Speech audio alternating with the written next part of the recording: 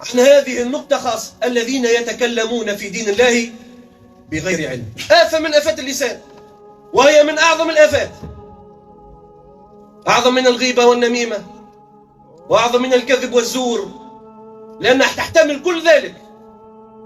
قال الله تعالى: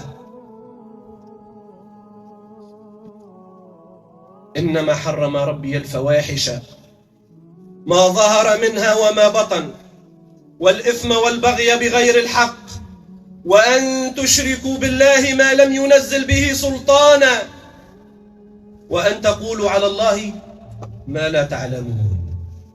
آفة أخرى من آفات اللسان، إيش هي؟ القول على الله بغير علم. بعض الشباب اليوم خرج في الفيسبوك واليوتيوب والتيك توك، فتح بث يجيب عن الأسئلة، وتجد أن إجاباته مخالفة للقرآن، مخالفة لسنة النبي العدنان، مخالفة لأصحاب المذاهب الأربعة. يتكلم بما لا يعلم، ويهذي بما لا يدري، ويهرف بما لا يعرف. من أين لك هذا؟